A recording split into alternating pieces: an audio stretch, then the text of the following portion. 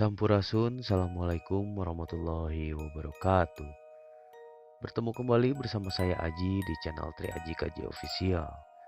Bagaimana baraya kabarnya di sana? Semoga selalu sehat dan selalu dalam lindungan Allah Subhanahu wa taala.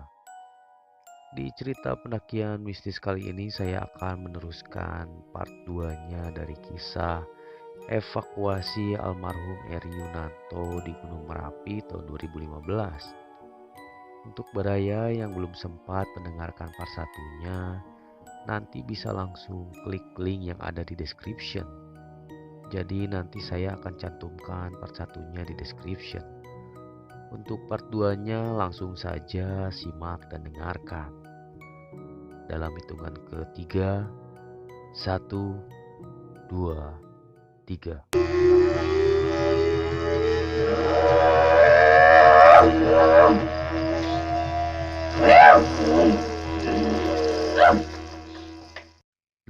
Mei 2015 jam 1 siang. Waktu semakin siang. Aku benar-benar dikejar waktu. Berpacu dengan gas beracun yang hanya bisa terurai oleh sinar matahari.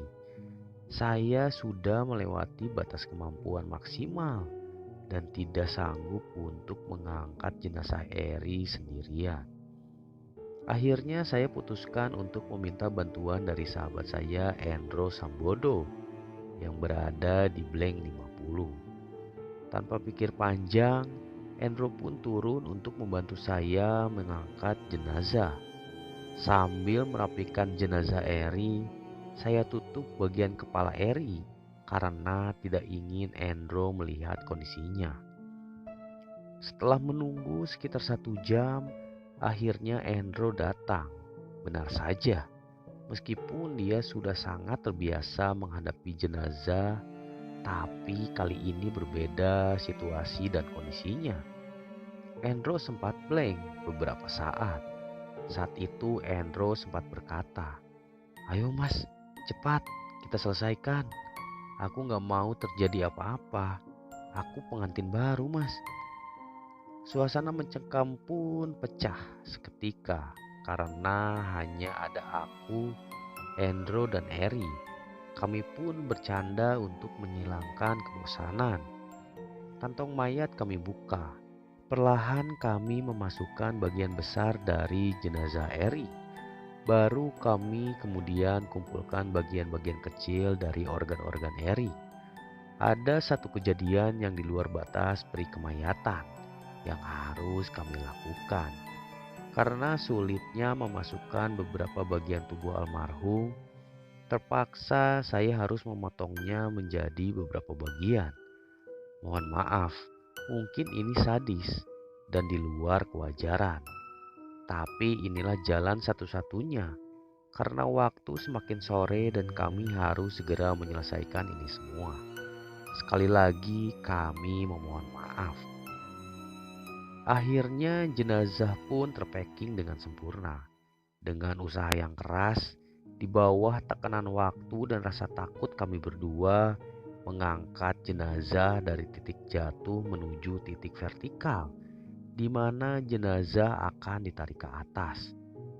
Lumayan jauh dan lumayan menguras tenaga, tapi tak ada alasan untuk menyerah karena kami tahu di bawah sana ada ribuan orang yang mengharapkan keberhasilan kami.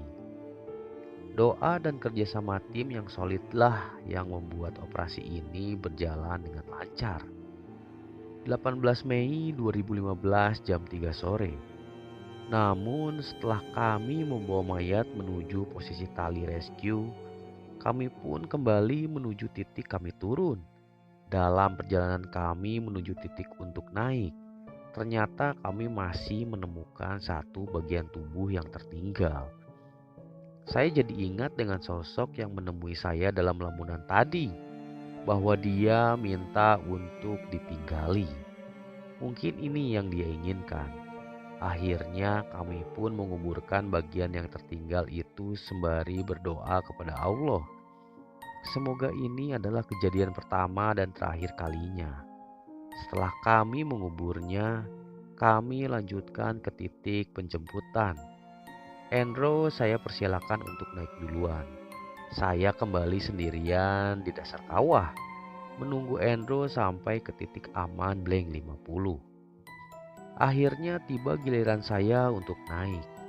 Benar-benar butuh perjuangan karena harus menahan rasa sakit di kaki saya. Ketika turun, betis saya kejatuhan batu dan lumayan nyeri. Tapi rasa sakit itu saya abaikan karena ada hal yang lebih penting daripada sekedar menuruti rasa sakit. Setelah saya sampai di atas Blank 50, kami berlima sama-sama mengucapkan puji syukur karena kami masih diberikan keselamatan. Dan karena waktu yang semakin sore, kami putuskan untuk segera naik ke puncak. Kami tidak mau kemalaman di dalam kawah Merapi. Karena kaki saya cedera, saya mendapat giliran pertama untuk naik. Baru kemudian disusul oleh 4 orang lainnya. Dan ingat juga, waktu semakin sore, sedangkan jenazah Eri masih menggantung di tengah-tengah dinding kawah Merapi.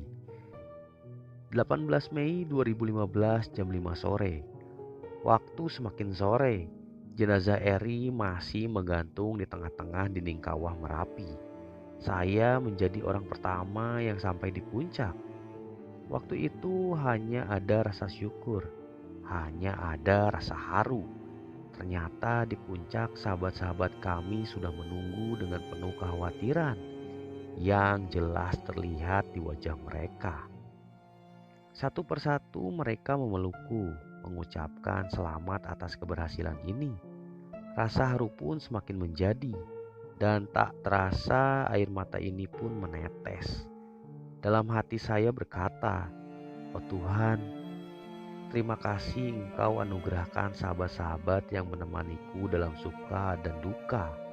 Berikanlah mereka panjang umur dan kebahagiaan. Amin."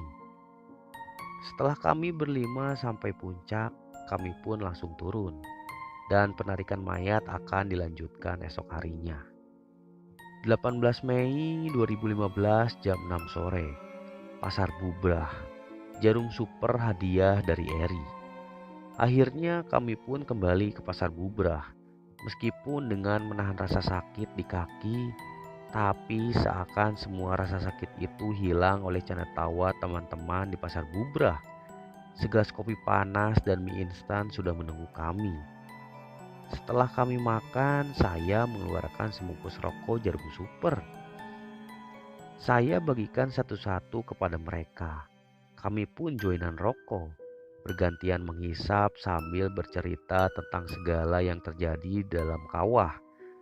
Setelah rokok habis, ada yang bertanya, kenapa rokok saya jadi jarum super? Padahal biasanya rokok saya bukan itu. Dan terpaksa saya jelaskan bahwa rokok itu saya nemu di dekat jenazah Eri. Reaksi mereka beragam. Ada yang misu, ada yang terdiam, dan ada yang seperti ketakutan. Benar-benar lucu waktu itu. Kami bisa tertawa lepas dan sejenak menghilangkan semua rasa penat. Setelah lelah kami sedikit terobati, kami kembali membahas tentang skenario pengangkatan jenazah untuk esok hari. Saya rasa sakit di kaki tak kunjung hilang, bahkan tambah sakit. Saya pun meminta izin untuk turun duluan dan tidak bisa melanjutkan operasi untuk esok hari. Alhamdulillah teman-teman mengizinkan saya untuk turun duluan malam itu juga. Akhirnya dengan ditemani beberapa orang, saya turun dengan kaki pincang. Saya menolak untuk digendong apalagi ditandu. 18 Mei 2015 jam 8 malam. Base camp, baju batik, air panas, dan air mata. Jam 8 malam hari Senin saya pun kembali ke base camp dengan selamat. Meskipun menahan rasa sakit.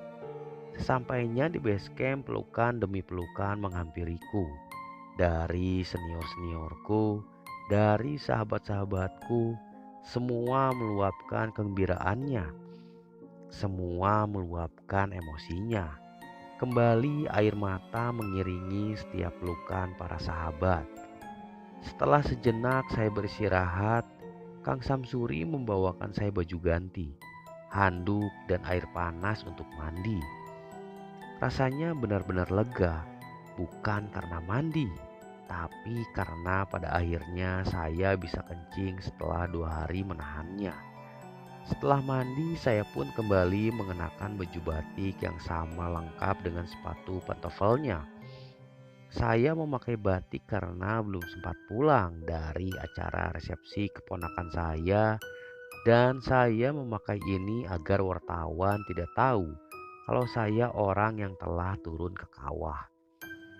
Benar saja, tak ada satupun wartawan yang tahu bahwa sayalah orang yang turun. Kemudian saya turun menuju posko TNGM, Taman Nasional Gunung Merapi, untuk memberikan laporan dan evaluasi tentang hasil operasi. Semua berjalan sesuai rencana, tanpa tercium oleh media. Saya serahkan semua dokumentasi evakuasi kepada SMC yang waktu itu dipegang oleh Mas Toke dan Gambri. 18 Mei 2015 jam 10 malam. Kemudian setelah saya membuat laporan kepada SMC, kemudian saya menemui keluarga dan sahabat korban yang masih menunggu di posko. Terlihat jelas rasa duka yang mendalam di wajah mereka. Saya pun menghampiri kakak korban. Saya beritahukan bahwa Eri sudah ditemukan. Sedikit dialog yang masih saya ingat. Mas, alhamdulillah Eri sudah ditemukan. Tapi mohon maaf, kami tidak bisa menyelamatkannya. Terima kasih banyak Mas Lahar. Menangis sambil memeluk saya. Bagaimana kondisi adik saya, Mas? Apakah gosong? Apakah sudah tidak bisa dikenali? Iya, sama-sama Mas. Saya sudah menjalankan amanah Mas untuk mengambil jenazah adik Mas. Kondisinya baik kok Mas, utuh dan masih bisa dikenali. Tidak mungkin saya menceritakan yang sesungguhnya. Apakah Mas Lahar ada fotonya? Enggak Mas, saya nggak sempat foto. Padahal dokumentasi saya lengkap. Maaf Mas, saya bohong. Saya tidak ingin keluarga tahu kondisi yang sebenarnya. Sebenarnya saya tadi ingin meminta satu hal Mas. Saya ingin dibawakan batu yang berada di dekat jenazah adik saya. Lah, ini Mas, sudah saya bawakan. Entah kebetulan atau apa, saya membawa beberapa batu dari dasar kawah Merapi. Mungkin inilah yang dinamakan satu hati. Terima kasih banyak Mas, terima kasih. 19 Mei 2015 jam 12 malam. Tidur dengan penuh kedamaian, karena pada akhirnya tak ada satupun media yang tahu bahwa saya salah satu orang yang mengambil jenazah Eri Yunanto. Dan saya beserta semua relawan berhasil melaksanakan operasi yang dianggap sebagai operasi SAR yang tidak mungkin bisa dilakukan.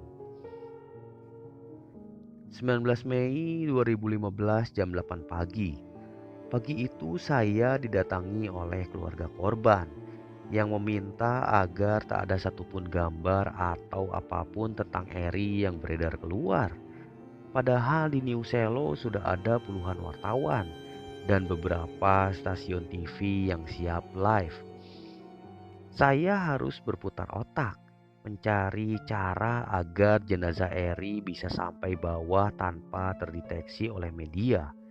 Akhirnya saya kumpulkan anggota Barameru di base camp. Waktu itu ada 14 orang. Kami menyiapkan skenario evakuasi lewat jalur lain. Dan hanya 14 orang ini yang tahu akan kami bawa lewat mana jenazah Eri.